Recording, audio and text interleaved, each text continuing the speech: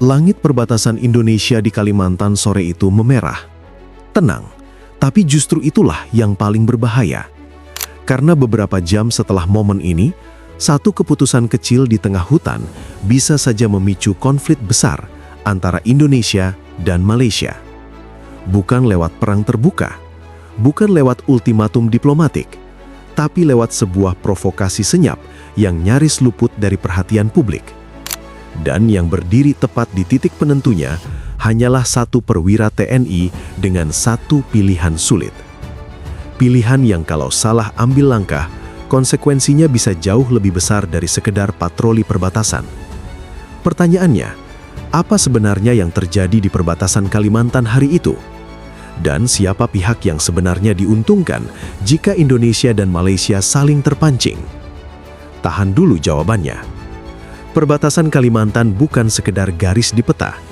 Wilayah ini sejak lama masuk dalam skema patroli bersama Indonesia-Malaysia, sekaligus menjadi bagian dari outstanding boundary problem, persoalan batas teknis yang belum sepenuhnya tuntas. Artinya, kawasan ini sangat sensitif.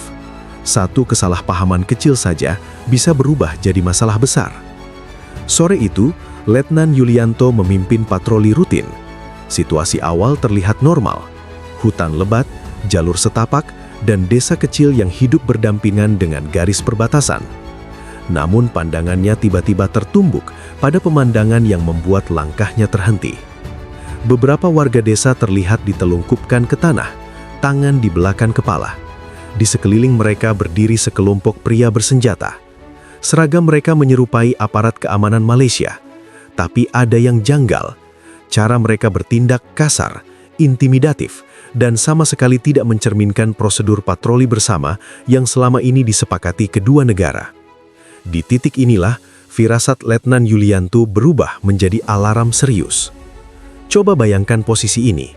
Kalau kamu berada di situ, melihat warga sipil diperlakukan seperti musuh di wilayah sengketa, apa yang akan kamu lakukan?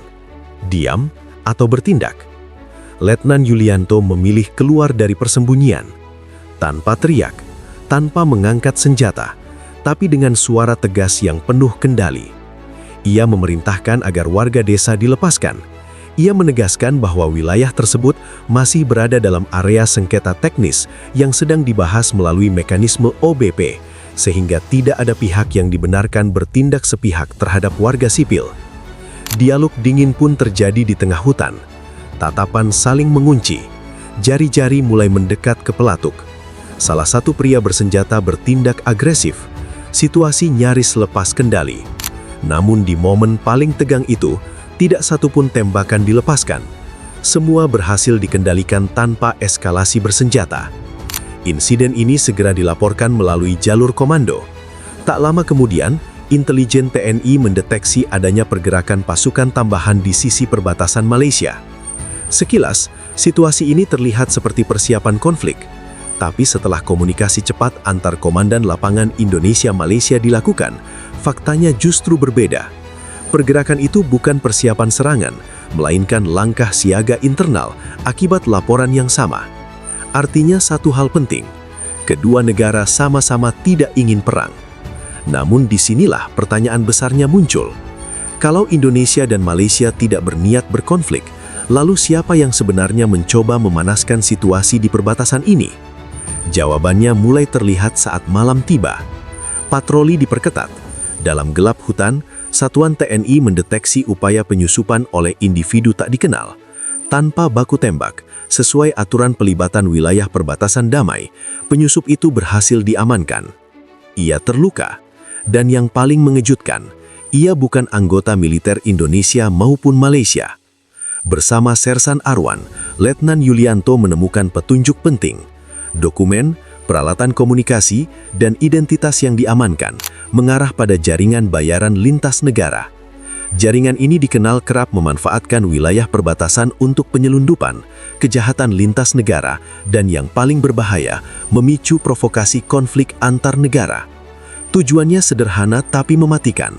Saat dua negara saling curiga dan fokus pada ketegangan, mereka bebas bergerak di tengah kekacauan. Temuan ini segera dilaporkan ke komando atas hingga ke pemerintah pusat. Melalui jalur diplomatik dan militer, Indonesia dan Malaysia melakukan koordinasi intensif. Patroli gabungan diperkuat, mekanisme komunikasi lapangan diperjelas, dan kedua negara sepakat menindak tegas pihak non-negara yang mencoba memanfaatkan wilayah perbatasan. Puncak ketegangan pun berhasil diredam. Tanpa perang, tanpa korban, tanpa krisis diplomatik. Bagi Letnan Yulianto, peristiwa ini menjadi pengingat penting. Ancaman terhadap kedaulatan negara tidak selalu datang dalam bentuk perang terbuka. Kadang ia hadir sebagai provokasi halus yang menguji emosi, disiplin, dan kebijaksanaan. Ia mendapat apresiasi dari pimpinan, namun setelah itu, ia kembali ke garis senyap perbatasan, menjaga tanah air bukan hanya dengan senjata, tetapi dengan kepala dingin, disiplin, dan kesetiaan pada perdamaian. Karena kemerdekaan bukan sekedar garis di peta, melainkan amanah yang harus dijaga tanpa terpancing oleh mereka yang ingin melihat bangsa ini terpecah. Kalau kamu merasa video ini bermanfaat, jangan lupa klik like, tulis pendapat kamu di kolom komentar, dan subscribe biar kamu nggak ketinggalan pembahasan di video selanjutnya.